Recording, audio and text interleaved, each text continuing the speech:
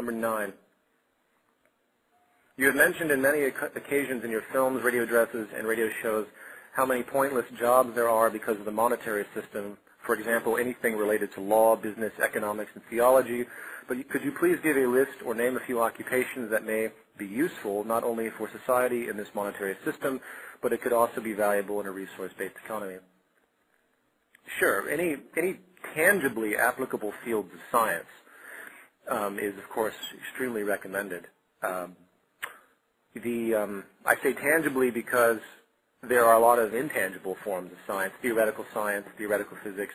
While again, I adore all mediums of scientific inquiry, especially really sophisticated intellectual exercises, I like to bring it down to a level of application. So, industrial engineers, computer programming, robotics engineers, of course, AI programmers, anything that has to do with the distribution, production, of course, social planning. And then on the other spectrum, there's the less visceral elements, such as sociologists, people that study human behavior, educators. We have to begin to really think about what's relevant in our thought processes and value systems and align ourselves and children accordingly. Education isn't just about knowledge and formal logic and critical thinking, which unfortunately it's not that much about in the current day either. There's not enough critical thinking happening. There isn't enough hands-on stuff happening. But it's also about value systems, and that's something that is implied whether we see it or not. Value systems are perpetuated deeply in many in strong subconscious ways as well in the educational system. I personally am not a fan of the value orientations, the judgment-based orientations in the educational system, A's and F's.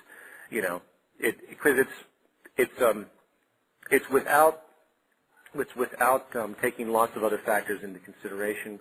If someone can't see the blackboard, you give them glasses. That's very natural. If someone can't hear well, you give them a hearing aid, and they can hear. But if someone has to read a book many times while someone else can read it once and retain the information that someone else would have to read a book 6 or 7 times to maintain, then there's something else going on. And it's not that they're, quote, stupid, or it's not that they're, quote, need to try harder. Oftentimes, it's the fact that there's just a different neurological organization than somebody else.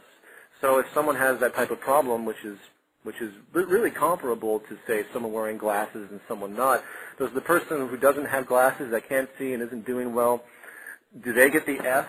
And the person that has glasses, do they get the A? That's something to think about. But back to your question. You want to focus on fields that are relevant to the creation of applicable attributes of society. Agricultural engineers, innovators in science and technology is really where the future is going to reside in both systems, frankly. Well, actually, I take that back as far as the free market system, because the automation is going to come into play to such a degree that most people are not going to be able to move into these occupations and get money, unfortunately. In fact, that's why we have this advertising industry that's exploding, this information vanity industry. There's a really strange book that I read recently called Age of Access, Age of Hypercapitalism, and it was written by a man named Jeremy Rifkin, and I don't really agree with this book, but it was a very interesting read. And he talks about that the next industry to emerge is going to be based on the selling of lifestyle, which of course is an absolute abomination.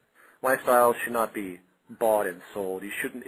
Basically, it was a world of social imposition of altering value systems, so people simply spend money on things that have to do with their lifestyle inherently, where all the world is basically run through technology and all the general monotonous labor is taken care of. But now we create a new industry where people just sell each other nonsense.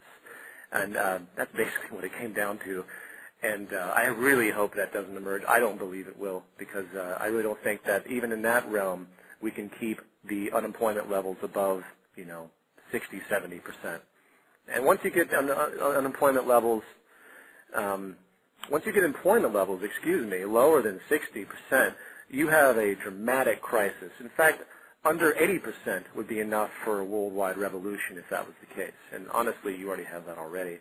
I don't know what the world global unemployment statistics are, but if you were just to use America as a proxy, and if, you know, we're what, 10% supposedly, even though it's really more like 18, 19% when you take into factor the actual numbers of underemployment, and you take into account all of those people that are no longer in the system, at what point does it become at what point is it obvious that the system has failed, or the system is in a transition to something new?